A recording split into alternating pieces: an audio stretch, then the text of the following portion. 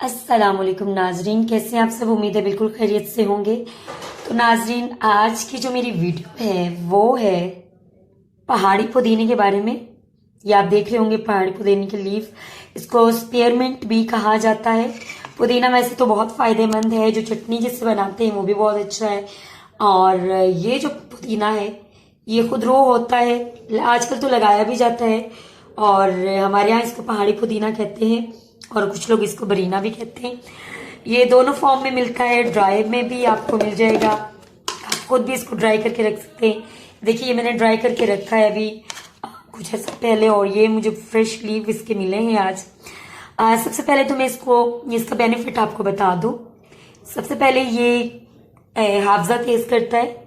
जिन बच्चों के का दिमाग कमजोर हो, थोड़ा याद करने में प्रॉब्लम हो, उनके लिए इसकी चाय या कहवा बहुत अच्छा होता है।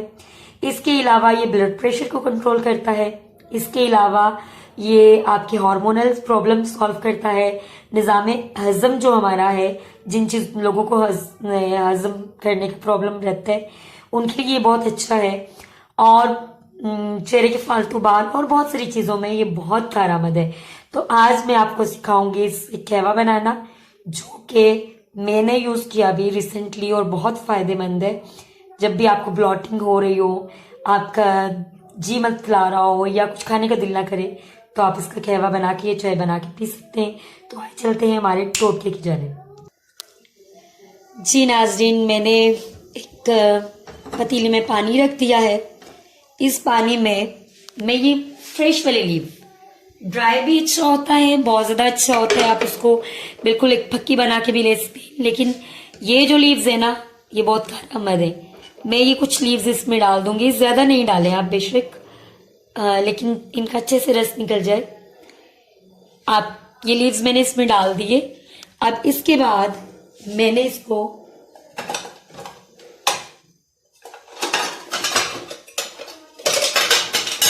तेज आंच पे ये ढक के रख दिया। ठीक है, इसी तरह से इसको ढक के रख देना है। और अब हमने इंतजार करना है इसके बॉईल होने का। हाँ जी, तो हमारे पानी में बॉईल होना शुरू हो गया ये। अब हम इसमें मिलाएंगे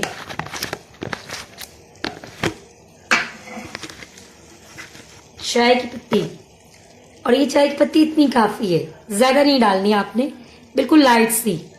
और ये बच्चों के लिए भी इतना अच्छा है कि पत्ती मिलाने के बाद हमने इसमें चीनी मिला दी। चीनी भी आप अपनी मर्जी से मिला सकते हैं, अगर आप चाहें तो। जिनको शुगर वगैरह का प्रॉब्लम होता है वो फीका भी ये पी सकते हैं, इसमें कोई हर्ज नहीं है। और उसके बाद आप चाहें तो नमक भी मिला लें। मुझे नमक इतना पसंद नहीं है, इसलिए मैं नहीं मिला रही। अब इसको आप थोड़ा सा बॉईल होने दें जब तक ये चीनी मिक्स होती। और कुछ लोग इसमें सौंफ भी मिला लेते हैं, वो भी बहुत अच्छे होते हैं। लेकिन अगर आप इस तरह सिर्फ बना लें तो ये बहुत अच्छा कारआमद है। और आप यकीन जाने कि रेगुलर आप यूज़ करें तब भी बहुत अच्छा है, दिन में एक दफ़ा इस्तेमाल कर लें। और अगर आपकी जब तबीयत ज़्यादा ख़राब हो, जैसे कि लास्ट 2-3 डेज, बिलीव मी मैं इसी पे चली हूँ। और टुडे आई एम फ्रेश। गला भी थोड़ा सा ख़राब है, उसके लिए भी मैंने एक टोटका आजमाया था जो बहुत फ़र्क पड़ गया। लेकिन आप लोगों ने इसको ज़रूर आजमाना है इस तरह बना के, और बच्चों को भी दीजिए, खुद भी पीजिए और मुझे दुआएं दीजिए। जी, तो मेरा कहवा हो गया रेडी, मैं जा रही हूँ इसको पीने के लिए। आप भी ज़रूर आजमाइएगा। नेक्स्ट एक और अच्छी सी टिप्स के साथ फिर आऊंगी। तब तक के लिए इजाज़त दीजिए, दुआ में याद रखिएगा। अल्लाह हाफ़िज़।